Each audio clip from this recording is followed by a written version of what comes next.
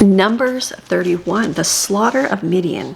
The Lord spoke to Moses, saying, "Take vengeance for the Israelites and the Midianites. Afterward you will be gathered to your people in death."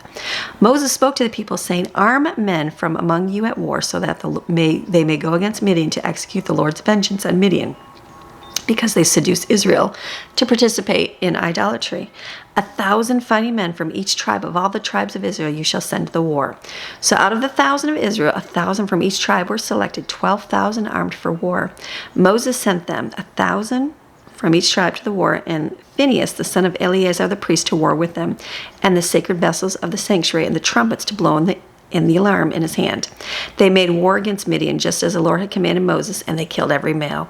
They killed the kings of Midian, along with the rest of their slain: Evi and Bechem and Zu, the father of Cosbi, and Hur and Reba, the 5 kings of Midian, and Balaam the son of Beor, they killed with the sword. The sons of Israel captured the women of Midian and their children, and all their cattle and all their livestock and all their property they took as spoils of war. And they burned all the cities where they had lived and all the encampments with fire. They took all their plunder and all their spoils of war, both people and livestock. Then they brought the captives, the spoils, and the plunder to Moses and to Eleazar the priest and to the congregation of the Israelites at the camp on the plains of Moab by the Jordan River across from Jericho. Moses and Eleazar the priest and all the leaders of the congregation went out to meet them outside the camp. But Moses was angry with the officers of the army, the commanders of thousands of hundreds who served in the war. And Moses said, "Have you let all the women live?" And he said, "Look, these are the women who caused the Israelites by the counsel of Balaam to trespass against the Lord in the matter of Peor, and so a plague came among the congregation of the Lord. Now therefore kill every male among the children, and kill every woman who is not a virgin. But all the young girls who have not known a man intimately, keep alive for yourselves to marry. Camp outside the camp for 7 days. Whoever has killed any person and whoever has touched any dead body, purify yourselves and your captives on the 3rd day and on the 7th day. You shall purify every garment and every article made of leather and all the things made of goat's hair and every article made of wood." Then Eleazar the priest said to the men of war who had gone to battle, "This is the statute of the law which the Lord has commanded Moses. Only the gold, the silver, the bronze, and the iron, the tin, and the lead. Everything that can stand fire you shall pass through fire, and it shall be clean. Nevertheless, it shall also be purified with the water of purification to remove its impurity. And all that cannot stand fire, such as fabrics, you shall pass through water. And you shall wash your clothes on the 7th day and be clean. And afterward you may come into the camp." The division of the spoil of war. Then the Lord spoke to Moses, saying, "You and Eleazar the priest and the leaders of the father's household of the congregation are to take count of the spoil of war that was captured, both people and livestock. Divide the spoil into 2 equal parts between those who were involved in the war, that is, those who went out to battle, and all the rest of the congregation. Levy a tax for the Lord from the warriors who went to battle, 1 in 500 of the persons, the oxen, the donkeys, and the flocks. Take this tribute from the warriors half and give it to Eleazar the priest as an offering to the Lord.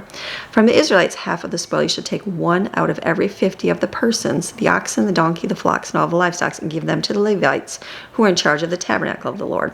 Moses and Eleazar the priest did just as the Lord had commanded Moses. The plunder that remained from the spoil of war which the warriors had taken was 675,000 sheep, 72,000 cattle, and 61,000 donkeys, and 32,000 people in all of the Midianite women who were virgins. The half share, the portion of those who went to war, was 337,500 sheep in number, and the Lord's tax of the sheep was 675. The cattle was 36,000, and the Lord's levy was 72. The donkeys were 30,500, and the Lord's levy was 61. The persons were 16,000, and the Lord's levy was 32 people. Moses gave the levy, which was the Lord's offering, to Eleazar the priest, just as the Lord commanded. As for the Israelites, half which Moses separated from that of the warriors, now the congregation's half was 337,500 sheep, 36,000 donkeys, and 36,000 cattle, and 30,500 donkeys, and 16,000 people.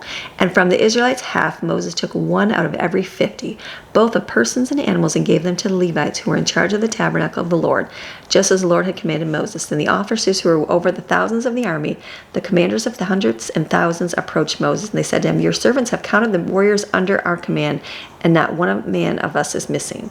So we brought an offering to the Lord, which each man obtained, articles of gold, armlets, bracelets, signet rings, earrings, necklaces, to make atonement for ourselves before the Lord. Moses and Eleazar the priest took the gold from them, all the homemade articles, all the gold of the offering which they presented to the Lord from the commanders of thousands and of hundreds was 16,750 shekels, for the men of war had taken plunder, every man for himself. So Moses and Eleazar the priest received the gold from the commanders of thousands and of hundreds and brought it into the tent of meeting as a memorial for the sons of Israel before the Lord.